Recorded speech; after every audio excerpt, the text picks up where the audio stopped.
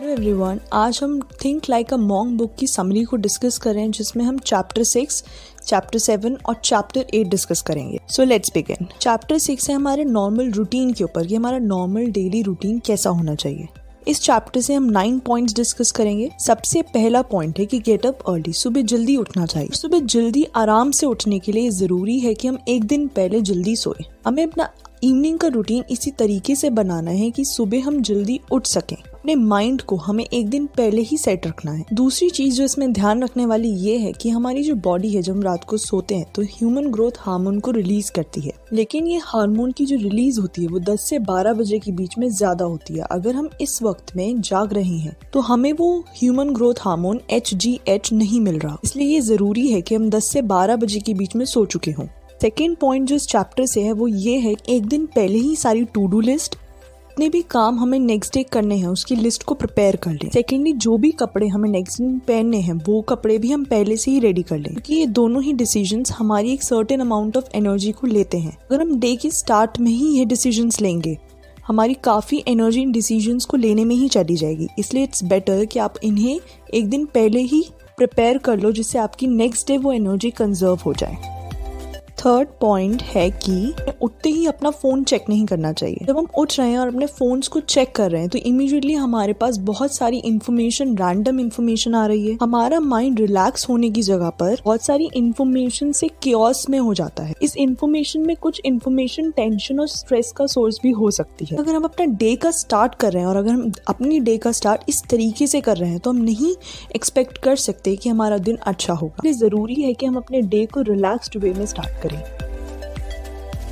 Point is, अपने day को start करने से पहले उस डे को विजुअलाइज करो। ये काम आप रात को भी कर सकते हो या मॉर्निंग में भी कर सकते हो। विजुअलाइज करो कि आपका जो डे है वो बहुत ही अच्छा बीत रहा है। इससे आपका माइंड जो है उस डायरेक्शन में काम करने लगेगा। Being present is the only way to live a truly rich and a full life। इसका मतलब ये है कि जो प्रेजेंट मोमेंट को जीने का जो तरीका है वही सिर्फ एक रास्ता है जिससे आप जिंदगी को या अपनी लाइफ को पूरी तरीके से जी सकते हो। हर प्रेजेंट मोमेंट को जब आप पूरी तरीके से एंजॉय करते हो rather than living in past और इन फ्यूचर, तभी आप अपनी लाइफ को पूरी तरीके से एंजॉय कर पाओगे। जो ऑथर कहते हैं कि location has energy, her location की अपनी एक एनर्जी है। जब आप घर के किसी भी कोने में बैठते हो उससे आपको एक अलग तरीके की एनर्जी फील होगी। घर के हर डिफरेंट सेक्शंस में बैठकर फील करो कि किस तरीके की एनर्जी आपको आ रही है। आपकी जो डिफरेंट एक्टिविटीज है उन सबको एक अलग लोकेशन असाइन कर दो। जैसे कि जहाँ भी आप सो रहे हो वहां पर सिर्फ सो, वहां पर और कोई काम ना हो। जहाँ पर जो भी आपका वर्क एरिया डिफाइन है घर के अंदर, उसे सिर्फ वर्क एरिया ही रखो, क्योंकि लोकेशन की अपनी एक एनर्जी होती है। जब भी आप उस एरिया में जाओगे आपको वो एनर्जी फील होगी और उसी के अकॉर्डिंग आपका माइंड अलर्ट हो जाएगा, वो उस तरीके से काम करने लगेगा। गाइज, मेरे चैनल को सब्सक्राइब कर लो for more videos and follow us on Instagram, जहाँ पर हम पावरफुल कोट्स डालते हैं मॉर्निंग में और नाइट में। पॉइंट जो ऑथर कहते हैं कि टाइम हैज मेमोरी। जो भी काम आप जिस भी वक्त कर रहे हो कोशिश करो वो उसी वक्त करो। उससे आपका जो माइंड है उसका टाइम बेसिकली आपके माइंड में वो चीज़ फीड हो गई। यूजुअली ये काम इसी वक्त करते हो तो वो काम आप बहुत इजीली कर सकते हो। 9th point from this chapter and the last point is single task. Basically कोशिश करो कि एक वक्त में एक ही काम करो। अगर आप मल्टीटास्किंग कर रहे हो तो बेसिकली आप अपनी एनर्जी को डिवाइड कर रहे हो, अपने फोकस को डिवाइड कर रहे हो, कोई भी काम में अपना 100% नहीं दे पा रहे। तो इसलिए बेटर है कि एक काम पूरी एनर्जी के साथ 100% देकर करो। 7 माइंड के ऊपर है। इस चैप्टर सबसे पहला पॉइंट है parent and the child. Basically हमारे ब्रेन में दो तरीके की चीजें चलती हैं। ब्रेन में पेरेंट भी है और एक चाइल्ड भी है। पेरेंट जो बेसिकली लॉन्ग विजन या लॉन्ग डिस्टेंट चीजों के बारे में सोचता है। चाइल्ड जो कि हमारे माइंड में क्रिएटिविटी को प्रमोट करता है, इनोवेटिव चीजों को प्रमोट करता है। अब यूजुअली क्या हो रहा है, या तो लोगों के पास लॉन्ग विजन है और वो चाइल्ड की तरह क्रिएटिव और इनोवेटिव चीजें नहीं सोच पाते, या लोगों के पास चाइल्ड है, बेसिकली उन्होंने चाइल्ड वाली जो सेक्शन है अपने ब्रेन का उसे ज़्यादा प्रमोट किया, वो इनोवेटिव और क्रिएटिव चीज़ें सोच रहे हैं। लेकिन उसका लॉन्ग टर्म इम्पैक्ट नहीं देख पाते। या एक तरह से पेरेंट को हम ये भी कह सकते हैं कि सेल्फ कंट्रोल नहीं है। एक्चुअल में हमें ज़रूरी है कि हम पेरेंट और चाइल्ड दोनों को बैलेंस कर सकें, हम लॉन्ग विजन भी देख सकें, डिसिप्लिन भी रहें और चाइल्ड की तरह इनोवेटिव और क्रिएटिविटी को भी प्रमोट करें। नेक्स्ट पॉइंट है इस चैप्टर से, वो है drive the chariot of the mind. अगर हम इस डायग्राम को देखें तो बेसिकली रिप्रेजेंट करता है कि जो ये 5 हॉर्सेज हैं वो हमारी 5 सेंसेस को रिप्रेजेंट करते हैं। हम जो कि ऊपर रथ पर बैठे हैं वो हमारा इंटेलेक्ट है, रथ हमारी बॉडी है जिसके थ्रू हम बेसिकली रिंस, जिनके थ्रू हम हॉर्सेस को कंट्रोल कर रहे हैं, वो हमारा माइंड है ना। जब हमारा माइंड ट्रेंड नहीं है या बेसिकली जब हम अपने इंटेलेक्ट को कंट्रोल नहीं कर रहे हैं, हम अपने माइंड को कंट्रोल नहीं कर रहे थ्रू अवर इंटेलेक्ट, जैसे हॉर्सेस को जब भी कोई अच्छी ग्रास दिख जाए तो वो वहीं भागने लग जाते हैं, उसी के अकॉर्डिंग अपने माइंड को, अपने रिंस को वो अपने साथ ले जाते हैं और हमारी बॉडी भी और इंटेलेक्ट भी साथ चला जाता है। वैसे ही जब हमारी 5 सेंसेस फूड को, मनी को, पावर को, इन्फ्लुएंस को देखती हैं, हमारा माइंड उस तरफ चला जाता है। हमारा माइंड का फोकस टेम्परेरी प्लेजर और इंस्टेंट ग्रेटिफिकेशन पे हो जाता है। लेकिन अगर हमारा माइंड ट्रेंड हो, हम अपने इंटेलेक्ट को यूज करें और एक अवेयर स्टेट में है, तब हम अपने हॉर्सेस को या बेसिकली ये जो हमारे 5 सेंसेस हैं, हम उन्हें अपने अकॉर्डिंग कंट्रोल करते हैं, अपने माइंड को अपने अकॉर्डिंग चलाते हैं।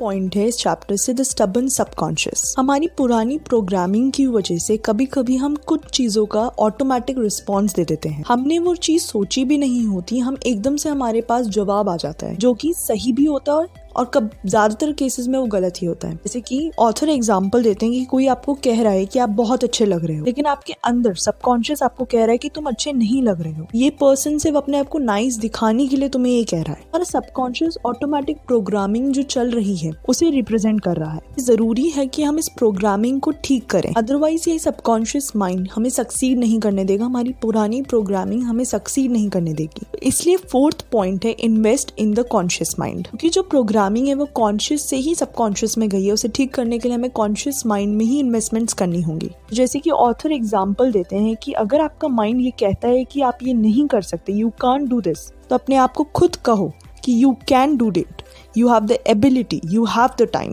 बेसिकली अपने आप से खुद ही बात करनी है।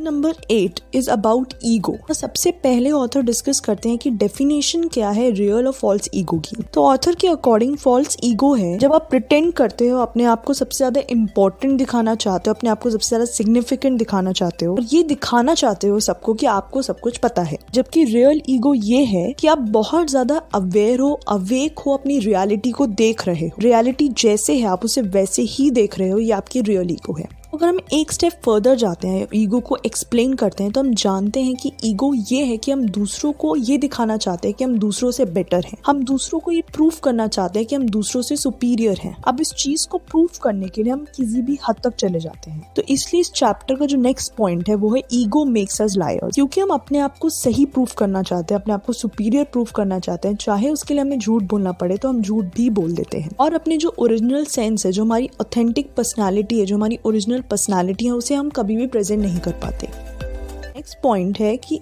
Arrogant ego desires respect whereas a humble worker inspires respect। इसका मतलब ये है कि जो बंदा एरोगेंट है वो चाहता है कि सब उसकी इज्जत करें, चाहे वो इस इज्जत के लायक हो या ना हो। लेकिन जो पर्सन हम्बल है वो लोगों को ही मजबूर कर देता है, लोग खुद उसे रिस्पेक्ट देते, उसके एक्शंस ही इस तरीके के होते हैं कि लोग उसे खुद चलकर रिस्पेक्ट देते हैं। 4th पॉइंट है जजमेंट। जिन लोगों के अंदर ईगो होती है वो दूसरों को बैठकर क्रिटिसाइज करती है, उससे उनकी ईगो बूस्ट होती है, उनकी सुपीरियरिटी प्रूव होती है। पॉइंट है इस चैप्टर से ईगो जो है ऑब्स्टिकल है to the growth. Author example देते हैं कि सपोज आप बैठे हुए अपने फ्रेंड्स या किसी भी ग्रुप ऑफ पीपल के साथ और कोई अपनी किसी भी स्टोरी को या किसी भी इंसिडेंट या एक्टिविटी या किसी भी चीज को नरेट कर रहा है। अगर आप ईगोइस्टिक हो तो आप वेट कर रहे हो कि आप अपनी फैबुलस स्टोरी सबको सुनाओ या उस पर्सन की स्टोरी पर कोई गंदा सा कमेंट पास कर। बेसिकली आप उसके जो इंसिडेंट्स है या उसके जो भी चीज वो स्टोरी नरेट कर रहा है उससे आप सीख ही नहीं पा रहे, क्योंकि आपका सारा ध्यान ये है कि आप अपनी ईगो को कैसे सेटिस्फाई करो। इसलिए ईगो जो है ऑब्स्टिकल है टू द ग्रोथ। गाइज मेरे चैनल को सब्सक्राइब कर लो for more videos and follow us on Instagram, जहाँ पर हम पावरफुल कोट्स डालते हैं मॉर्निंग में और नाइट में। 6th पॉइंट बहुत ही इंपॉर्टेंट पॉइंट है, जो ऑथर बहुत ही ब्यूटीफुल लाइंस में प्रेजेंट करते हैं। If you don't break your ego, life will break it for you. Basically अगर आप अपनी ईगो को कैच नहीं करोगे, अपनी ईगो को सॉल्व नहीं करोगे, तो लाइफ आपकी ईगो को कभी ना कभी तोड़ेगी जरूरी नहीं है कि हर सिचुएशन में हर चीज आपके अकॉर्डिंग हो, हर चीज आपकी ईगो को सेटिस्फाई करे। कभी ना कभी ऐसा पॉइंट जरूर आएगा जब लाइफ आपकी ईगो को तोड़ेगी। Point and the last point from this chapter, you are not your success or your failure. Basically क्या होता है कि जब हम अपनी फेलियर्स को देखते हैं तो हमें लगता है हम ही फेल हो गए, इस वजह से हम लाइफ में मूव ऑन नहीं कर पाते, लाइफ में आगे नहीं बढ़ पाते। इसलिए ऑथर कहते हैं you are not your failure, क्योंकि आपकी जो रियल पर्सनालिटी है वो फेलियर से कहीं कहीं ऊपर है। लेकिन सेकेंडली में ऑथर ये भी कहते हैं you are not your success, क्योंकि अगर आप ये मान लो कि आप अपनी सक्सेस हो तो आपकी ईगो